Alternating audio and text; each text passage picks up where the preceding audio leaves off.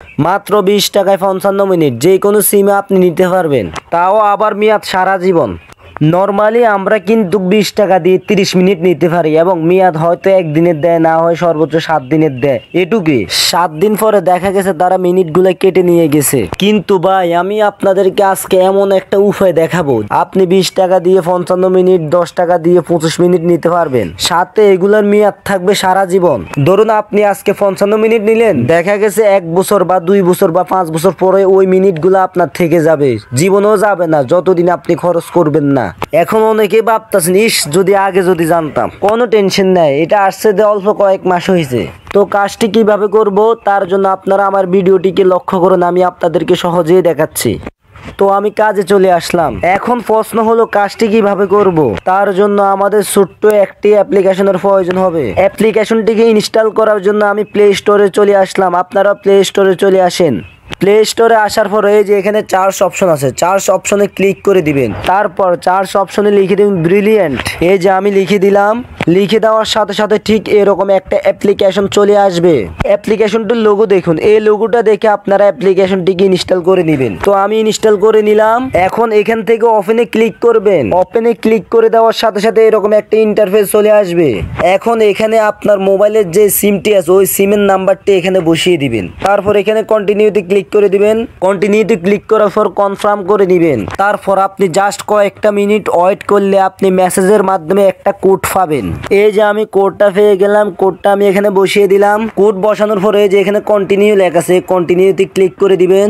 Permission চাইলে allow করে দিবেন, আবার কন্টিনিউতে ক্লিক করে দিবেন। পারমিশন চাইলে আবার অ্যালাউ করে দিবেন। তারপর এখানে এরকম একটা ইন্টারফেস চলে আসবে। এই যে এখানে আপনার নাম লিখে দিবেন। যেমন আমি আমার নাম লিখে দিলাম ফয়সাল। তারপর এখানে কন্টিনিউতে ক্লিক করে দিলাম। কন্টিনিউতে ক্লিক করার সাথে সাথে এরকম একটা ইন্টারফেস চলে আসবে। এখন এখান থেকে সেটিং অপশনটাতে চলে আসবেন। এখানে দেখুন, এখানে আমাদের সিমের নাম্বারটি এখনো আছে, তারা কিন্তু এখনো আমাদেরকে বিলিয়ন নাম্বার দেয় নাই। তার জন্য আমাদেরকে আরো কিছু সেটিংস করতে হবে, এরপর তারা আমাদেরকে বিলিয়ন নাম্বার দিবে। এখন এখানে যে এনআইডি নামে একটা অপশন আছে, ওই এনআইডি তে আপনি ক্লিক করে দিবেন। ক্লিক করে দেওয়ার সাথে সাথে ঠিক এরকম একটা ইন্টারফেস চলে আসবে। এখন এখানে কিছু পরিচয় জমা দিতে হবে। এখন এখানে দেখুন লেখা আছে জাতীয় পরিচয়পত্রের অনুরূপ জন্ম তারিখ, জাতীয় পরিচয়পত্র নাম্বার, জাতীয় পরিচয়পত্রের ছবি। শুরুতে আমরা জাতীয় পরিচয়পত্রের ছবি জমা দিব। এখন এখানে দেখুন বাম পাশে লেখা আছে সামনের ছবি, এখানে আপনার জাতীয় পরিচয়পত্রের সামনের ছবি জমা দিতে হবে। এবং ডান পাশে লেখা আছে পিছনের ছবি, এখানে আপনি আপনার জাতীয় পরিচয়পত্রের পিছনের ছবি দিতে হবে। এখন অনেকে বলবেন কি জাতীয় পরিচয়পত্র কি? জাতীয় পরিচয়পত্র আপনার যে এনআইডি কার্ড আছে না ঘরে, অনেকে বলে আইডি কার্ড, ওই জিনিসটা হচ্ছে জাতীয় পরিচয়পত্র। এখন এখানে যে প্লাস অপশন আছে ওইটাতে ক্লিক করে দিবেন। তারপর কন্টিনিউতে ক্লিক করে দিবেন। পারমিশন চাইলে অ্যালাউ করে দিবেন। অ্যালাউ করে দেওয়ার পর এখান থেকে আপনি আপনার এনআইডি কার্ডের সামনের ছবিটি সিলেক্ট করে দিবেন। তো আমি সিলেক্ট করে নিলাম। সামনের ছবিটি দেওয়ার পর আমরা পিছনের ছবিটি দিব। আগের মতো প্লাস আইকনে ক্লিক করে দিলাম। তারপর আমি এখান থেকে পিছনের ছবিটিকে সিলেক্ট করে দিলাম। এখন এই অপশনটাতে আপনি আপনার জাতীয় পরিচয়পত্র নাম্বার দিবেন। আপনার যে এনআইডি কার্ডে যে নাম্বারটা আছে ওই নাম্বারটা দিবেন, নাম্বারটি যাতে ভুল না হয়। তো আমি আমার জাতীয় পরিচয়পত্র নাম্বার দিয়ে দিলাম। জাতীয় পরিচয়পত্র নাম্বার দেওয়ার পর এখানে আপনি আপনার জন্ম তারিখটি বসাবেন। অবশ্যই জাতীয় পরিচয়পত্রের সাথে মিল থাকতে হবে। এই যে আমি একটা একটা করে বসিয়ে দিচ্ছি। তারিখ বসালাম প্রথমে, তারপরে আমি যে মাসে জন্মগ্রহণ করলাম ওই মাসটি বসালাম, তারপরে আমি যে বছরে জন্মগ্রহণ করলাম ওই বছরটি দিলাম। তারপর এখানে যে সাবমিট নামে একটা অপশন আছে ওই অপশনটাতে ক্লিক করে দিবেন। তো আমি ক্লিক করে দিলাম। ক্লিক করে দেওয়ার সাথে সাথে এই যে দেখুন আমাদের বিলিয়ন্ট রেজিস্ট্রেশন সম্পূর্ণ হয়েছে। কিন্তু এখন আমি আবার এখান থেকে সেটিংসে চলে আসলাম। এখন এখানে দেখুন তারা কিন্তু আমাদেরকে এখনো বিলিয়ন্ট নাম্বারটি দেয় নাই। আমরা জাস্ট 15 থেকে 20 মিনিট অথবা 1 থেকে 2 ঘন্টা ওয়েট করলে তারা আমাদেরকে বিলিয়ন্ট নাম্বারটি দিয়ে দিবে। তাদের কাছ থেকে এখন একটি মেসেজ আসছে, আমরা মেসেজটি দেখি। মেসেজটি দেখার জন্য আমি বিলিয়ন কানেক্ট নামে এই অপশনটাতে ক্লিক করে দিলাম। এখন দেখুন এখানে লেখা আছে অভিনন্দন, নিবেদনটি সফল হয়েছে, আপনার বিলিয়ন কানেক্ট নাম্বার এই যে দেওয়া আছে এটা। এখন আমি যদি নিচের মেসেজটি পড়ে দেখেন এখানে লেখা আছে মাত্র 0.4025 পয়সায় ব্যাট সহ প্রতি মিনিটে কথা বলুন দেশের যে কোনো নাম্বারে। এর মানে হলো আপনি এখান থেকে যদি কারোর সাথে ফোনে কথা বলেন তাহলে আপনার প্রতি মিনিটে 40 পয়সা কাটা যাবে, অর্ধেকেরও কম। এখন আপনি যদি হিসাব করেন দেখেন 10 টাকা দিয়ে আপনি প্রায় 25 মিনিট কথা বলতে পারবেন, 20 টাকা দিয়ে আপনি 55 মিনিট কথা বলতে পারবেন। এখন এখান থেকে ব্যাকে চলে আসলাম, ব্যাকে এসে আবার সেটিংসে চলে আসলাম। এখন এখানে দেখুন এই যে নাম্বারটা তারা আমাদেরকে দিয়ে দিয়েছে। এখন সব কিছু ঠিক আছে, কিন্তু আমাদেরকে তো রিচার্জ করতে হবে। টাকা রিচার্জ না করলে কি আমরা কথা বলতে পারবো? তাই আমাদেরকে টাকা রিচার্জ করতে হবে। এখন এখানে টাকা রিচার্জ দুই ভাবে করা যায়।